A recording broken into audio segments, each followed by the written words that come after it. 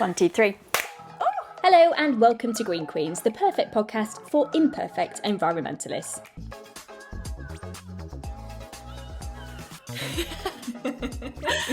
Why are we children the minute that little red dot starts flashing? I know, it's so silly. And then I'm like, oh, well, Imogen. Abbie, we've just had a really lovely conversation, which the listeners are just about to listen to. I know, with a wonderful Green Queen by the name of Juliet Kinsman, who I have been... I fangirl all the guests, but I feel like with Juliet, she really is somebody that has been part of an industry and completely shifted the narrative of an industry during her whole career, which is not easy to do. And so, you know, I've been a huge fan. She co-founded Mr. and Mrs. Smith. If you've not heard of it, it's this incredible boutique hotel platform. I think it started as a coffee table book and then evolved into this amazing essentially like travel platform and network where, you know, boutique hotels are listed, and it's a foolproof. If the hotel is on Mr. and Mrs. Smith, it is going to be of a good standard. Yeah. The creme de creme. Since Mr. and Mrs. Smith, she's gone on to be the first sustainability editor for Condé Nast. Again, just incredible. And now has a whole kind of travel series with The Independent where she has a podcast and I think regularly contributes for them and writes for them. And I think she has a new agency as well called Boutico. Yeah, which is all around working with various travel operators and hotels and communities around the world to look at their sustainability.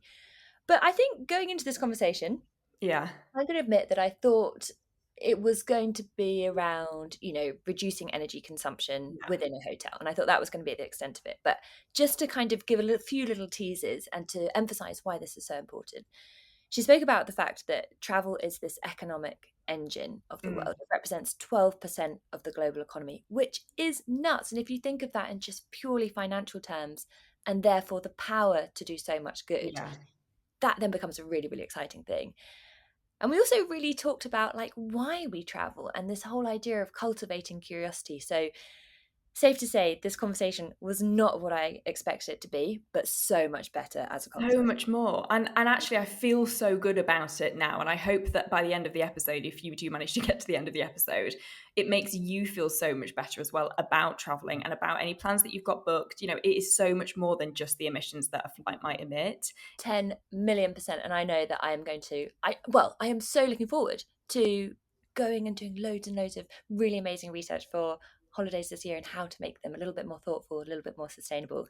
So let's get into the conversation. Before everyone does listen to it though, if they could like, comment, subscribe, share with a friend, we would be forever grateful. Please and thank you. Help her get series 2. Come on. Juliet Kinsman, welcome to Green Queens. Thank you so much for having me.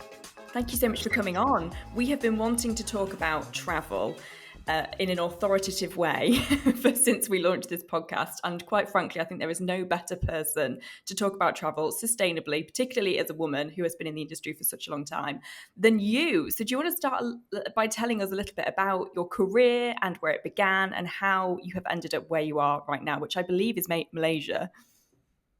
Thank you so much. Well, I mean, if you really want me to start at the beginning, you'll see me on a sweaty dance floor in the 90s when I was a music journalist.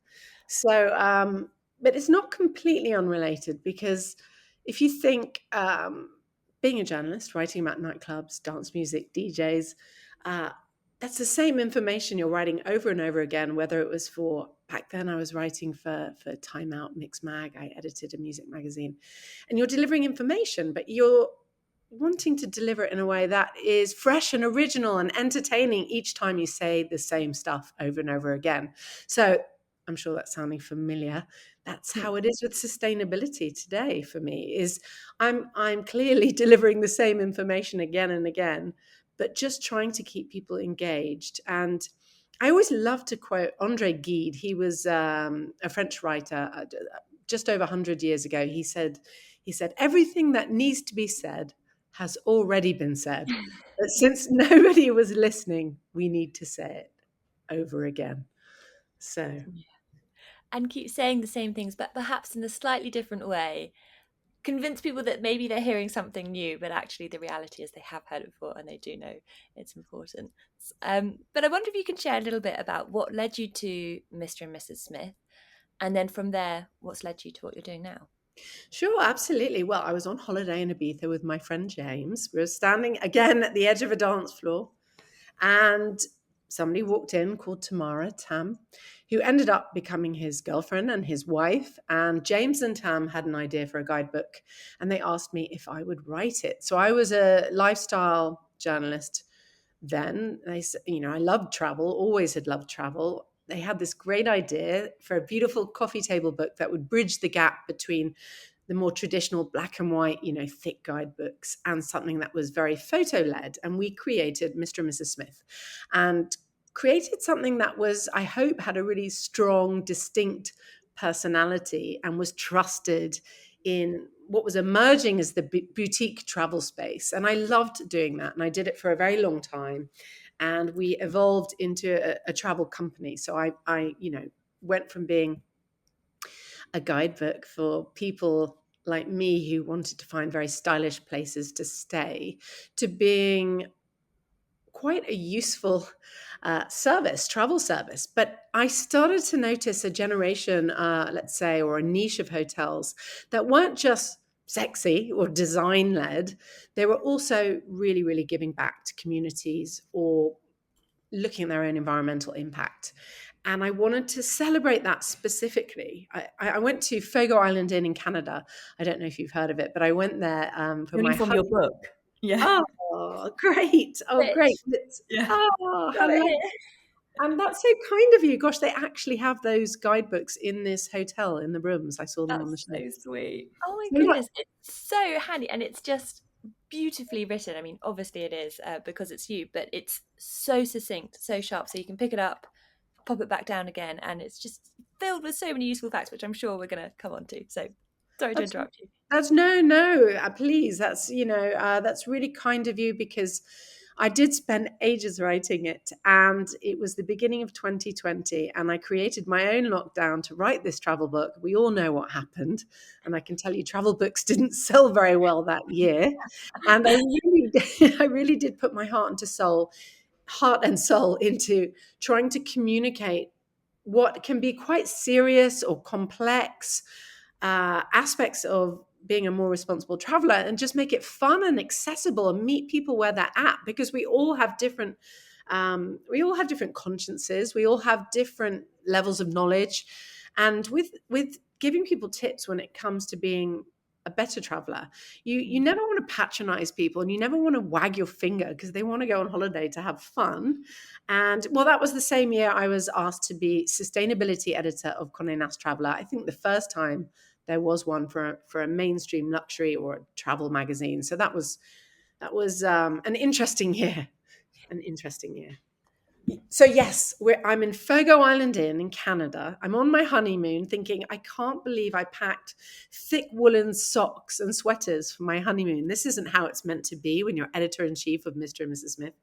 But that was back then. And I really saw how the right hotel could act as an economic engine for a community that otherwise had diminishing job prospects. And it was fantastic to see somewhere so rugged, this remote island, become a luxury travel destination thanks to the passion of the creator, Zita Cobb, who I very much would champion as my mentor, and she would roll her eyes at that in her typical down-to-earth way. But she's an incredible person, And when you see how much good can be achieved when someone super smart can think about how do we use travel as a way to unlock impact, it's a whole different conversation. So it's a whole different conversation. And often when I say I work in luxury travel, but also in sustainability, very well educated, worldly wise people still often cock their head to the side and look at me and go, well, there's all different shades of how they respond. Some are curious, some are skeptical, some are sort of like as if. I got that the other day from a young woman who's a venture capitalist. Meanwhile, I'm trying to keep a poker face of no judgment. And I quickly turned her around and said, sending money from those who have it to those who need it most. It's not that Absolutely. It's Robin Hood, isn't it? It's the very nature of it. And I think that's where, like, with this podcast, we really do want it to be a non-judgmental place, because, you know, Imogen and I really are trying to live our life more consciously, but we are also in desperate need of a holiday sometimes. And we do love to travel, and we do love to buy clothes, and we do love to, you know, wear nice makeup and things. So, and I think there is a space for everybody that wants to try and start making changes. Doesn't matter whether you are a hotel, a luxury hotel, a non-luxury hotel, you know, it should be at every single level. Everybody is making a similar amount of effort, and everything should be accessible, you know, regardless of whether you're spending a tenner a night on a hotel room or £10,000 a night on a hotel room. It still needs to consider these things, doesn't it? So I think it's amazing that you've opened the door to this. And I'll be totally honest and say Mr. and Mrs. Smith was thank God for Mr. and Mrs. Smith. I will just say also, like, thank you for everything you've done, because without that place, for me to send the link to my husband and say, anywhere on this list, book, anything that is on Mr. and Mrs. Smith is going to be of a certain standard, and it's going to have that lovely boutique, cozy element. Like, it's been an absolute godsend, because it's a total minefield, isn't it, nowadays, with the amount of hotels, the amount of options, and particularly having that sustainability section on every single hotel now on the website is so nice, and it's so wonderful to read it. And you don't have to dig really deep into a hotel's website to try and claw around and find out what they're doing, because Mr. and Mrs. Smith put a tiny section in, and it tells you about the hotel's sustainability commitments. And I think it just makes you feel like you're doing that little bit of good, and that you are putting your money into something in a place that really cares. So I think the fact that you have included that in there, that was one of the first times that I think I probably thought about travel and hotels as playing into the climate conversation as well. Yeah. Well, thank you. Yeah. And thank you for bringing joy to the conversation and reminding us, you know, it's not black and white. It's not good, bad, hair shirts or high heels. You know, we want to do good, but be true to whatever we want. And I think, yeah, you make such a good point. Mr. And Mrs. Smith, I mean, whilst I've not been there for some time, you know, what I really admire about Tam as CEO, so it's female led now, is that, you know, she took it to becoming a B Corp certified business as well. Wow. So, you know, there's so many aspects of what is good in the travel space. And I think, you know, exactly as you said, people want lovely holidays. You only need to watch White Lotus. If those aren't the people we need to spend their money on more conservation and leaving more money in local pockets, then I don't know who we need to do it. So I'd love to explore what's meant by sustainable travel, because I think there'll be lots of people who will be listening to this podcast who have stayed in hotels recently, and they've seen signs about that the food is locally produced, or they'll have seen a sign that says, oh, if you'd like to reuse your towel, hang it up on the radiator, if not, leave it on the floor. I'm probably thinking that's where it stops. But having read your book and having followed you on all sorts of social media platforms, there is so much more. And I wonder if you could share that with us. Yeah, thank you. Well, look, why don't I use the example of where I am? So I'm in what is unashamedly a luxury resort. So can I reconcile that with sustainability? When I first came here, and it's right in the ancient rainforest in Langkawi. I'm at the Datai. Many people will know that as a grande dame of luxury hotels, far away. I've obviously had to fly, and significantly huge impact from that. I did come economy class, which has a much lower carbon footprint. But look, I'm not here to judge. Let's look at this actual hotel. Are they 100% reducing their negative impact on the environment? Absolutely not.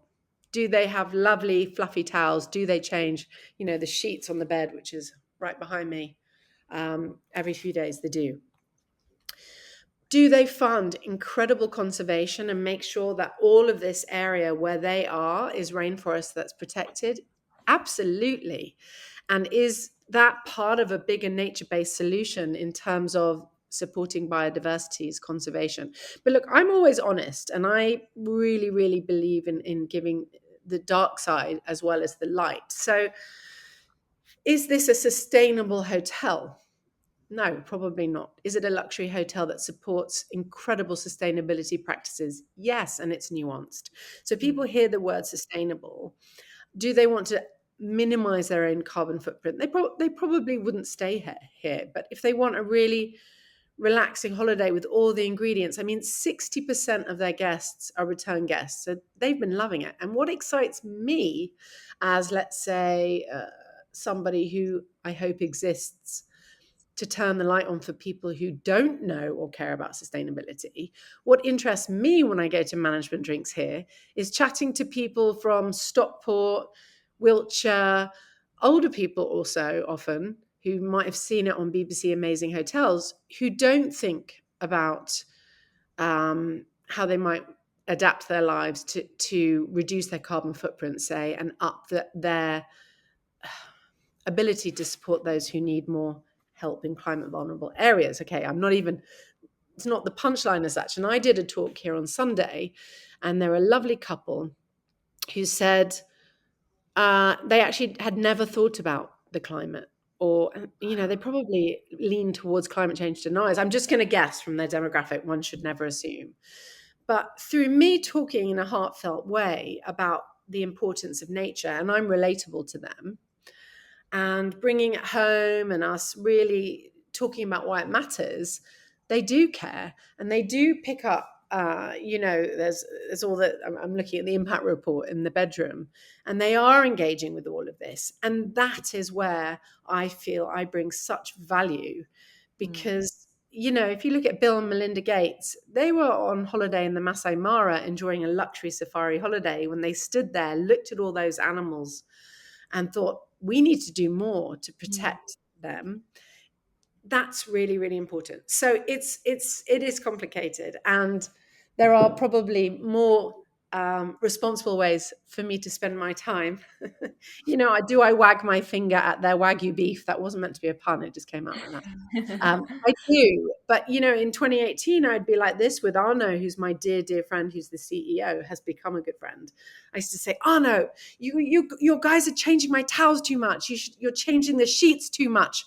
Did you know that typically it's 15% of your water usage is laundry, 20% of your energy usage is laundry? And we clashed, but we met in the middle eventually through chatting, and they've got much better. And I've learned to better understand and not judge luxury travel, that we just need more luxury hotels doing better, and we need to educate their customers. Does that make sense? Because I'm not being an apologist.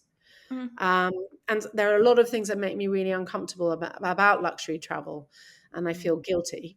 I feel outright guilty. But then you see, I come out of this bubble and I go and spend time in local communities with incredible Malaysian people. And actually, lots of members, deprived, vulnerable, marginalized members of the real community. And I see how their initiatives outside of the hotel, thanks to their supply chain, are doing great things. So they're working with schools. I've been to the schools. I've had young girls here, Muslim girls, look at me like a rock star. And when I learned how to say in Bahasa Malaysia, kita boleh, which means we can do this, And I talk to them about the environment, and I also help with gender equality in a patriarchy, then, I really feel like I'm adding value. It's net positive. But that's always the challenge, isn't it? It's like nobody on this planet is perfect, and anyone who tells you that they are is totally lying.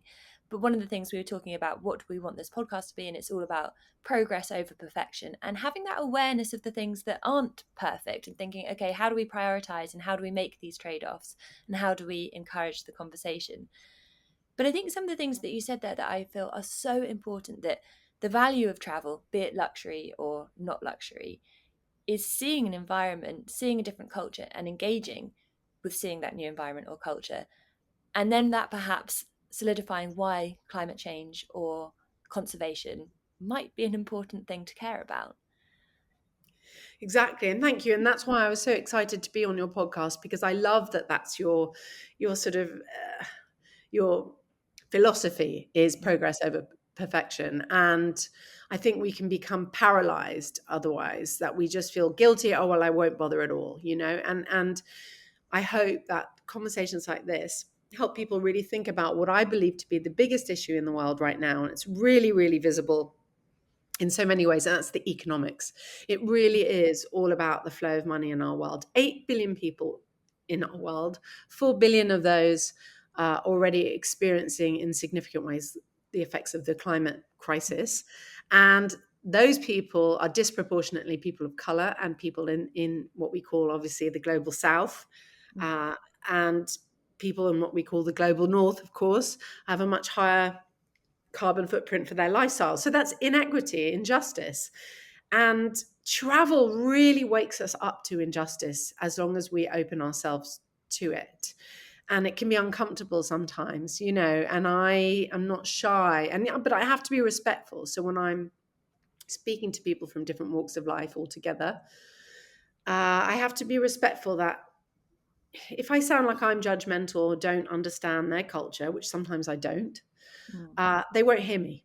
So it's, again, how do we introduce people to, or widen their worldviews or perspectives around everything all the time? Let's say immigration, you know, it's not easy, but lean in sensitively. Or perhaps, or politics or religion. If we show curiosity in a respectful way, honestly, it's incredible if we can have more two-way conversations about all these things. And I think travel really, really cultivates better instincts around that. Yeah, I think you mentioned the phrase guilt, the word guilt, and I think, to be totally honest, we wouldn't have been able to take you credibly if, as a luxury travel and sustainability commentator, if you didn't have that kind of feeling as well. It's a totally natural thing to feel, isn't it? But you also mentioned about how often then people just kind of panic and close off and bury their head in the sand, and they think, oh, well, I can't do everything and therefore I'll do nothing.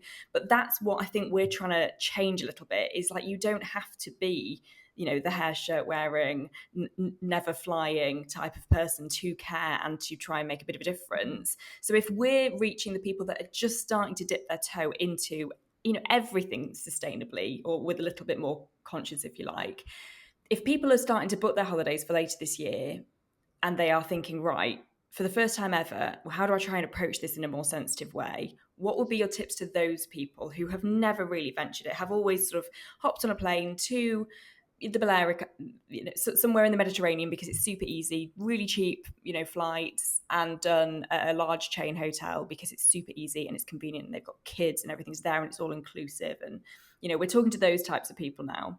Yeah, mainstream. So I tried to really work with people, you know, in terms of giving inspiration to people in the mainstream through the Evening Standard. When I launched, there's a wonderful platform there with all of our tips, articles, and podcasts also. So the Standard Sustainable Travel Platform, which is accessible, I hope. What would I say? Well, it depends, because the barriers to being sustainable, what are those? Are they cost? It's perceived as more expensive, isn't it?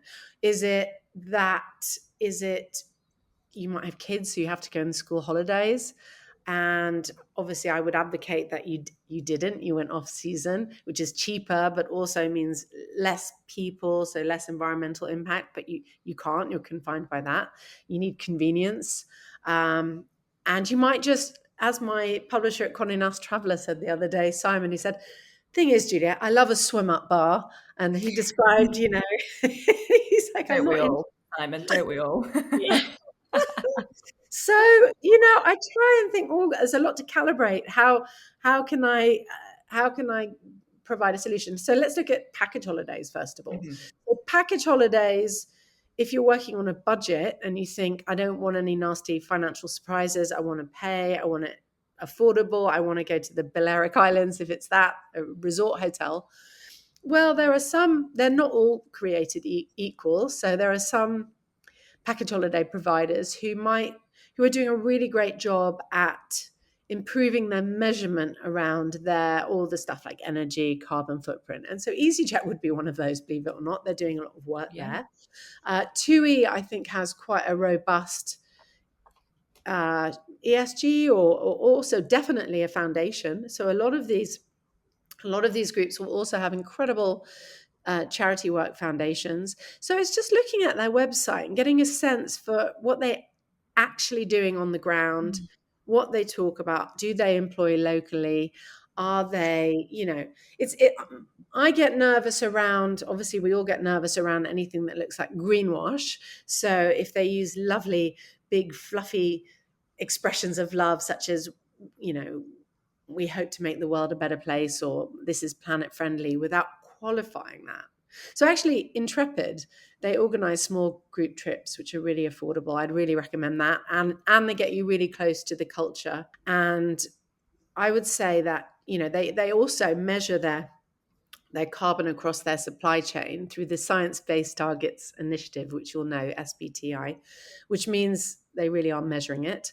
Plus, they have an incredible foundation. So when there are natural disasters, of which there are increasingly more and more, they respond very quickly, whether that's Turkey, Morocco, they do so much on the ground. So look out for the good guys. There are good guys, very much so. And think about, why do we travel? How is me going on this holiday actively helping support a good cause? I mean, if you look at Much Better Adventures, Responsible Travel, look at those kind of operators. They're going to take you somewhere where a community utterly relies on tourism spend or revenue from trips, whether it's in the Sacred Valley in Peru, and you're actually funding perhaps a women's collective to be able to, they might just meet you for lunch one day, but that business from travelers could be their lifeline, which converts into education for young women. There's so many wonderful ways of looking at how your trip can pay it forward. You've used the analogy around using your emissions wisely, which I love, and I literally tell everybody. And I was chatting to Imogen about it, and then Imogen went to Spain, and she changed her whole plan of where she was going to go and stay. And I think that is such a nice notion. We're in the peak era of destination weddings at the moment, so every year we're getting these invites, and it's amazing and it's very special. But often they are to very typically touristy areas. So I've got one coming up later in the year to Santorini. So obviously we're going to have to fly to Santorini, but we're going to spend 4 or 5 nights in Santorini for the wedding. It's so busy. I've never been, but it's so expensive to stay there as well. So we can't afford to do 2 weeks in Santorini. But we're going to get the boat to a close by island. I can't remember the name of it now. Foligandros, I think it is, which looks nice. not very touristy at all. I think they have literally just opened their first luxury hotel, but we're just staying in locally owned, places that we found on Airbnb and then messaged them directly. And communities, and we've looked at all local restaurants, and one of them you have to get a little boat to, and the guy that owns it brings his boat to you on the evening. And I feel better already about the fact that we are having to fly to Santorini, but I feel like those emissions now are worth it, because we're putting 7 full days worth of overnight spend and food and drink into a tiny island of local economy. And I just feel like that notion of using your emissions wisely, I feel like I have done that there. And that was through that sort of conscious train of thought, which I think is a really nice seed to plant for people. That's brilliant. Great. I feel like Foligandros has got something fantastic to do with sustainability. Perhaps I'll look it up and send it to you in the show notes. But, Greece is a country, well, apart from the fact I love that their word for hospitality is philoxenia, which means the love of strangers, or the love of, the kindness of strangers. So really, they're all about hospitality. They very much rely on tourism, as we know, in season. So it's 1 in 10 people in the world's employed by tourism. It's 12% of the global economy, growing to probably 15% by 2030. So, they need you. They need you there.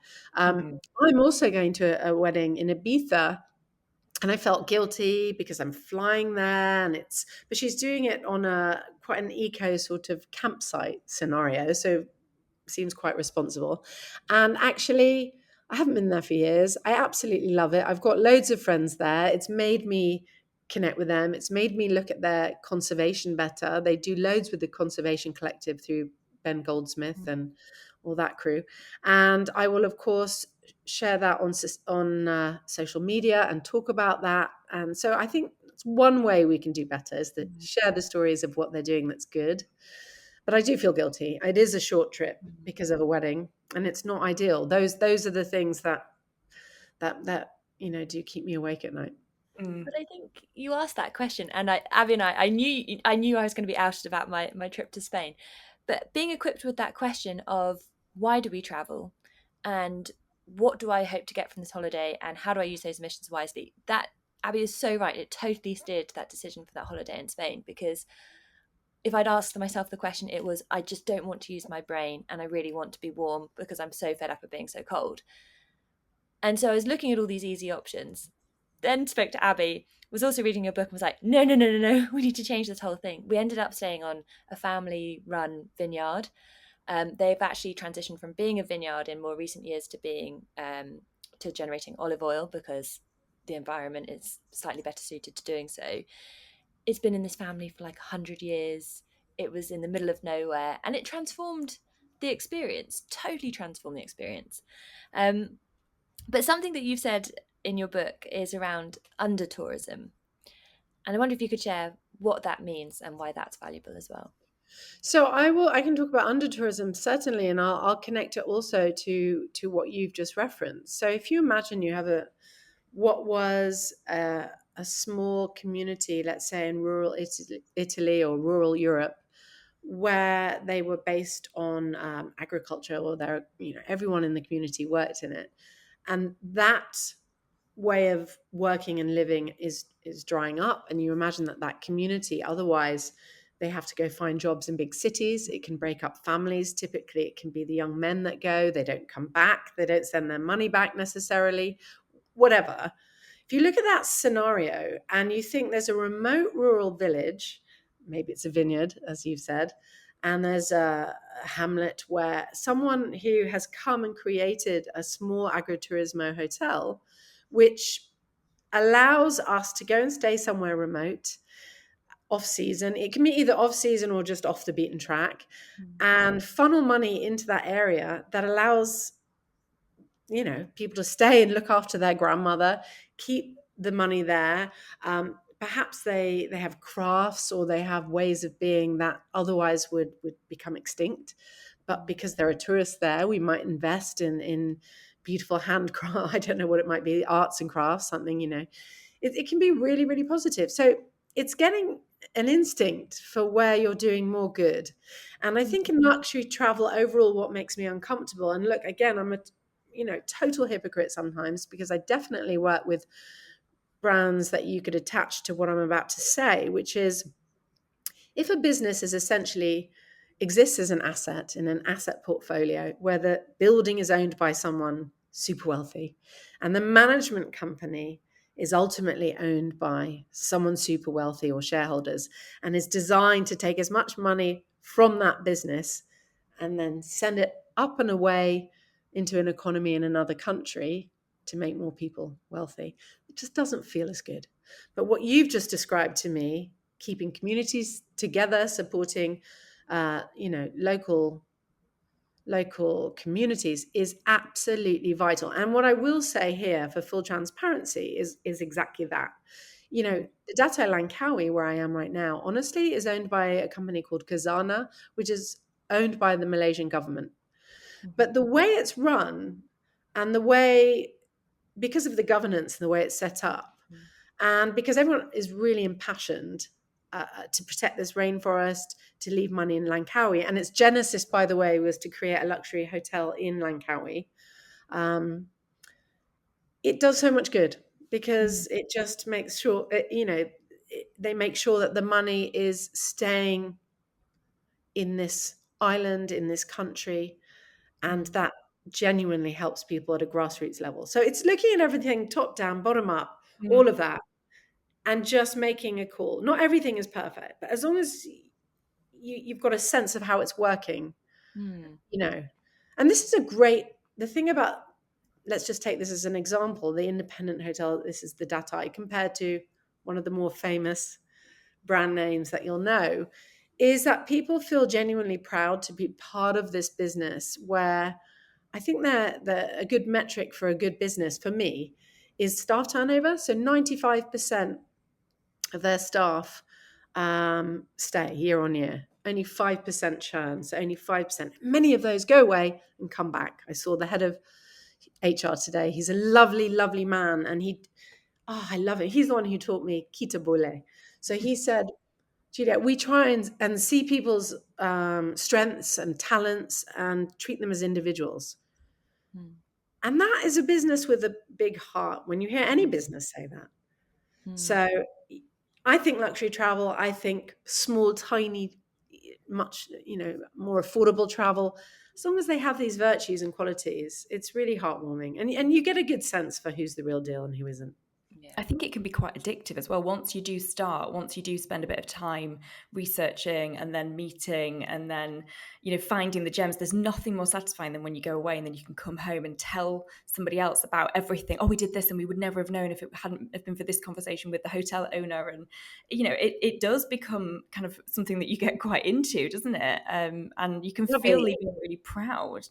I'm going to steal that. So my consultancy, which I haven't actually mentioned the name of, is Boutico, so Boutique Eco Portmanteau, and it's predominantly B2B. I mean, look at our Instagram, great hotel tips.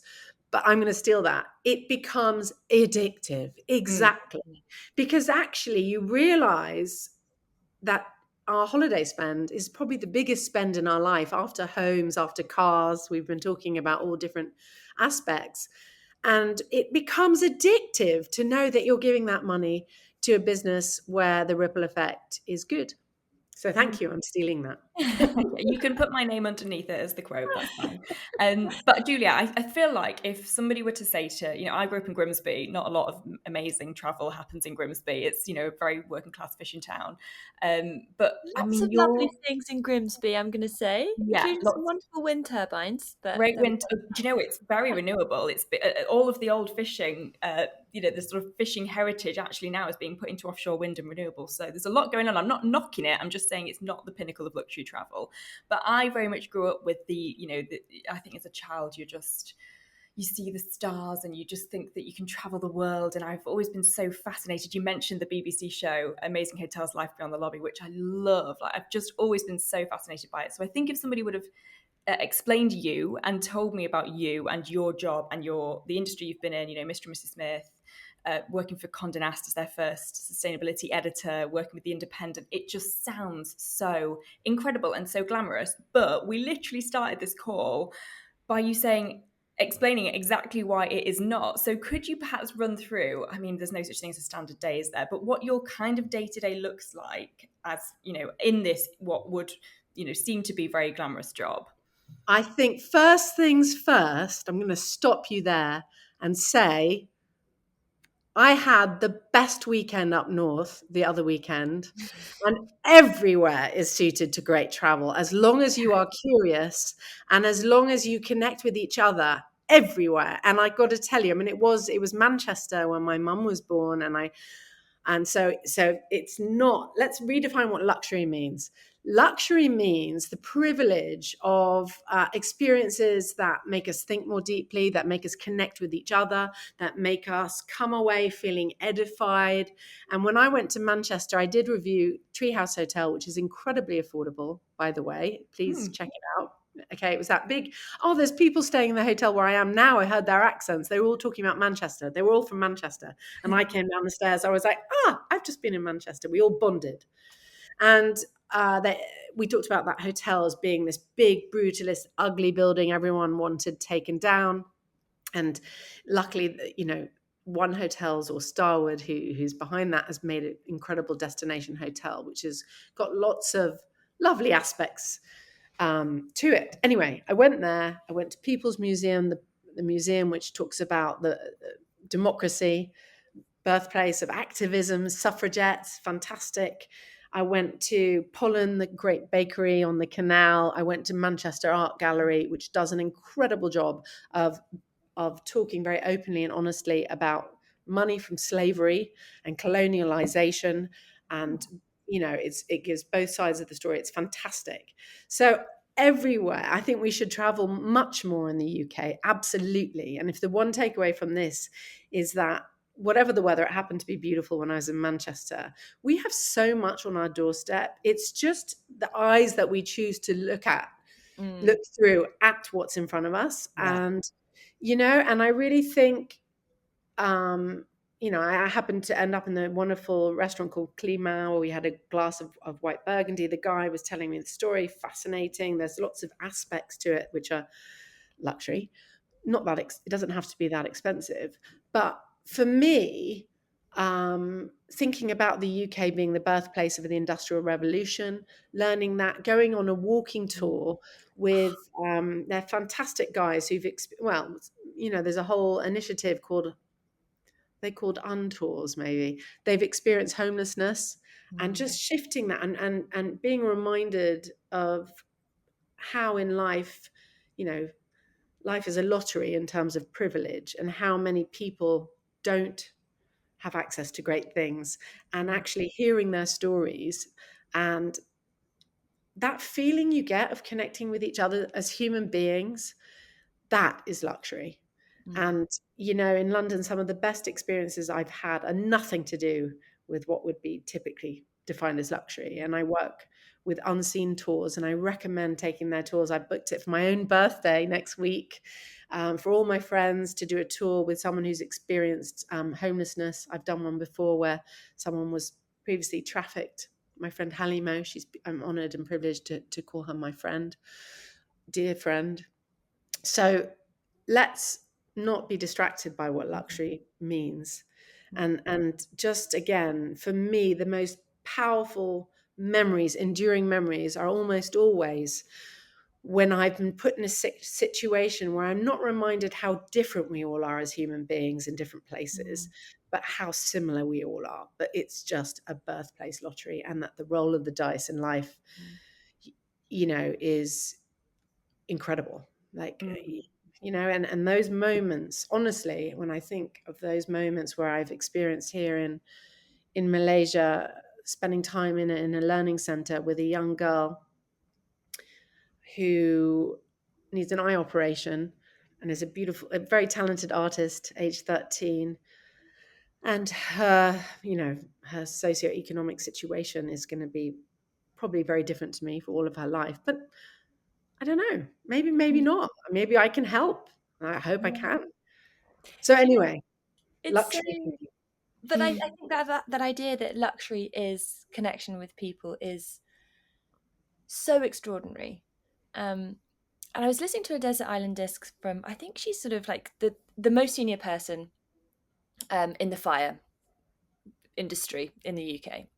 I've totally butchered her job title, but she was once homeless, and she described this feeling that she was once sat near a bin because people would throw food in the bin, and someone threw a sandwich in the bin, and she was like, "You'd rather put that in the bin than give that to me, and you don't even see me."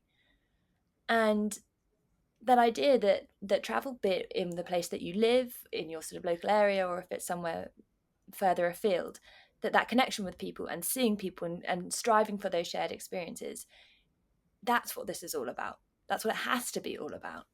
And I think that's a really powerful thought. That's why Unseen Tours, for example, is called that. And how many of the people in the world are unseen? We go to these resorts, and it's a bubble of whatever their definition of luxury is, and we judge luxury by how much free stuff they give us, or fancy facilities, or endless indulgence and excess at a buffet. And actually, we need to take a moment and think what really is important, and absolutely look into the shadows when we travel. Look outside of what is served us. No, thank you. Really, I think about it all the time, and that could be any of us. I feel quite emotional because I host events in London at Inhabit hotels with asylum speakers. So I give a platform to people who've come to the UK in, what do they call it? Not unconventional ways, but from Syria or Sudan, South Sudan, who've had to flee just to survive. And their stories are the richest. And in London, every single time you get on a bus or the tube, or you walk down the street, that person you're standing next to or sitting next to may have experienced so much that if you heard their story, you would do everything you can to help them. And that is all travel does, is connect us to each other. So it feels as though we're sort of coming to the end of our conversation now. And it's been so fascinating, I think, particularly because we've gone on this whole journey of perhaps what we thought this conversation was going to be about how we minimize our carbon emissions. And actually, it's completely changed the way that we see and think about travel entirely, Juliet. So thank you for that. But I wonder if there's anything that you're kind of working on at the moment that you can talk us through. Your life is so chaotic and you've got so many projects and fingers in so many pies. And we spoke about your books, of which there are many. Is there anything exciting that you would sort of like to talk to us about here on Green Queens? It is chaotic. Have you been spying on me? Just so, a vibe, Thank you. And there's a lot you don't see on Instagram, that's for sure. You get the rose-tinted version. You don't see me working with someone here in the rainforest and my designer's laptop didn't turn on. Then she had a terrible allergic reaction. I mean, you don't see that stuff. I know. But these are all stories. Everyone talks about storytelling. I certainly do as a professional storyteller, and that's what I am. What I'm going to launch next, and I'll be talking about loudly for the rest of the year, is a type of storytelling that really, really helps drive change in a meaningful way. So storytelling plus, where you don't just engage with heads and hearts and make people care, but it converts into action. And it really, really looks at the world's problems or challenges on a local and global level, and then feeds everyone, let's hope, some solutions through the stories. So yes, please watch this space. Social media, everything I do is going to be about using stories. Well, my slogan is sharing stories to inspire impact. So thank you. Yes. Love that. And that's what you've literally inspired, myself, Imogen, anybody else who's grown up consuming platforms like Mr. and Mrs. Smith, like Condé Nast, like The Independent, thanks to people like you who have totally paved the way and changed the narrative as well, because somebody's got to be there planting that seed to say, well, hang on a minute, how about if we talk about a hotel in this way or use this type of language, or why don't we look past how soft the bedding is and how fancy the lighting was in the room and how tasty the food was, and look at why or where or who, and look at the kind of stories behind. If it weren't for somebody like you, Juliet, who's been flying this flag and championing this message for so long, then people like us wouldn't be able to do our job and wouldn't sort of feel like we can speak about it in the way that we do. So yeah. Well, can I say sincerely to your listeners, your audience, thank you guys, because most people don't realize how hard it is. I know how hard it is to create a podcast series, lead with passion. Thank you for getting it, getting how important it is to share these messages, and for doing it so well. And I'm going to say on behalf of you, please, everyone, listen, like, share, follow, comment positively, because we need those algorithms to be told that we need and want sustainability related content, and we need to exponentiate what you're doing. So please, thank you for having me. But seriously, I really, really, really can't thank you enough for having me and doing what you do. We're both blushing profusely, but yeah. Juliet, this has been just absolutely such a delight, and I can't believe we've managed to make it happen, because we're on different sides of the globe and it's just such a privilege and delight. So thank you for giving up your afternoon. We hope you enjoyed this episode of Green Queens. If you did and you'd like to hear more, we'd be so very grateful if you could like, subscribe and join the Green group chat for weekly episodes.